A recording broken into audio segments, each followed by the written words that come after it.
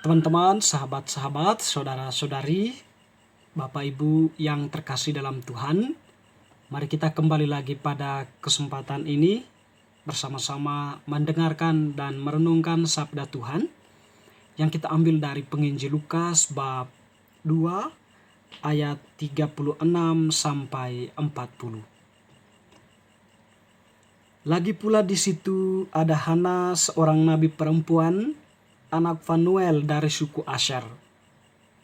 Ia sudah sangat lanjut umurnya. Sesudah kawin ia hidup 7 tahun lamanya bersama suaminya. Dan sekarang ia janda dan berumur 84 tahun. Ia tidak pernah meninggalkan bait Allah dan siang malam beribadah dengan berpuasa dan berdoa. Dan pada ketika itu juga datanglah ia ke situ dan mengucap syukur kepada Allah dan berbicara tentang anak itu kepada semua orang yang menantikan kelepasan untuk Yerusalem. Dan setelah selesai semua yang harus dilakukan menurut hukum Tuhan, kembalilah mereka ke kota kediamannya, yaitu kota Nazaret di Galilea. Anak itu bertambah besar dan menjadi kuat, penuh hikmat, dan kasih karunia Allah ada padanya. Demikianlah Injil Tuhan, terpujilah Kristus. Bapak Ibu teman-teman yang terkasih, kisah Injil tadi merupakan kelanjutan dari kisah bacaan Injil kemarin. Jadi konteks dari bacaan tadi itu masih berada di Yerusalem, persisnya di bait Allah, ketika Yesus dipersembahkan oleh kedua orang tuanya kepada Tuhan untuk disunat. Tentu ketika mengalami atau ketika Yesus berada di bait Allah, ada fenomena yang di luar dugaan mungkin, atau ada fenomena pencerahan ya, teristimewa bagi dua tokoh istimewa yang ada di situ, yaitu kemarin yang kita sebut Simeon, dan hari ini adalah Hana, seorang nabi perempuan, anak Fanuel dari suku Asher. Dalam perjumpaan dengan Yesus, tentu mereka mempunyai suatu cara pandang lain, atau mereka mempunyai suatu refleksi yang lain akan kehadiran Yesus. Seolah-olah bahwa mereka itu menjadi orang pertama yang memperkenalkan Yesus sebagai Mesias yang merupakan pemenuhan akan janji Allah di dalam kitab-kitab para nabi ya, atau janji Allah kepada Abraham dan juga para nabi-nabi yang lain. Di sini juga kita bisa memahami bahwa Hana, seorang perempuan, bisa melihat sejauh itu tentu dilatar belakangi oleh dirinya yang sangat dekat dengan Allah. Kita tadi mendengarkan di dalam bacaan Injil bahwa Hana itu setelah dia menjadi janda, dia terus berada di dalam bait Allah dan tidak pernah berhenti memuji Allah, berdoa dan berpuasa. Tentu ini merupakan suatu bentuk tindakan atau ekspresi iman Hana akan kedekatannya dengan Allah. Dan mungkin konsekuensi dari kedekatannya dengan Allah, dia mampu melihat kehadiran Yesus saat itu, walaupun masih dalam keadaan bayi, sebagai Mesias yang dijanjikan. Atau dia bisa menilai atau memberikan suatu pengakuan kepada banyak orang bahwa yang hadir itu adalah Mesias. Atau dikatakan tadi di dalam Injil bahwa datanglah ia ke situ dan mengucap syukur kepada Allah dan berbicara tentang anak itu kepada semua orang yang menantikan kelepasan untuk Yerusalem. Jadi di sini Hana berbicara tentang Yesus, atau mungkin memperkenalkan Yesus kepada orang banyak yang ada di situ, bahwa Yesus itu seorang yang dinantikan oleh orang-orang banyak, atau orang-orang Israel, atau orang-orang atau tokoh yang melepaskan Israel dari berbagai bentuk perbudakan ya, atau berbagai bentuk berbagai bentuk penyelewengan yang dialami oleh orang-orang Israel.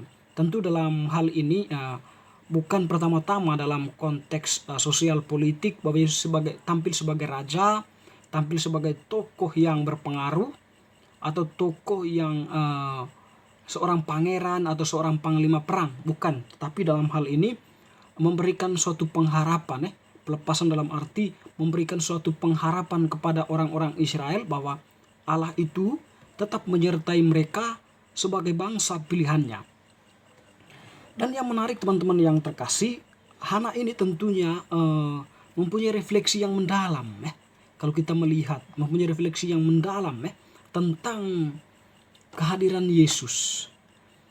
Refleksinya tentu kita tidak bisa jangkau dengan dengan kebiasaan kita yang masih simpang siur dengan dunia ini ya. Tetapi refleksi Hana tentu refleksi yang memang sudah menyentuh spiritualitas yang sangat dalam dari dirinya, dan tentunya juga mempengaruhi, seperti yang kita katakan tadi, mempengaruhi cara pandangnya tentang kehadiran Yesus yang adalah Mesias. Teman-teman yang terkasih, kedua tokoh tersebut, Simeon dan Hana, itu adalah tokoh yang kita pahami sangat dekat dengan Allah. Tokoh yang sungguh percaya kepada Allah, dan juga tokoh yang menantikan kehadiran Mesias itu.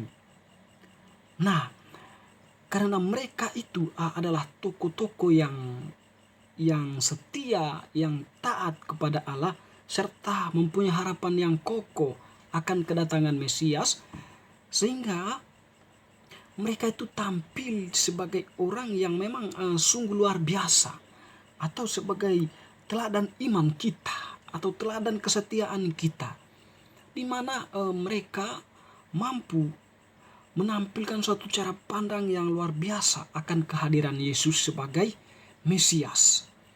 Dan juga yang perlu kita lihat di sini bahwa kedua tokoh itu bukan tokoh yang suka simpang siur atau suka memikirkan hal-hal dunia ini, tapi kedua tokoh yang memang hanya memikirkan Allah.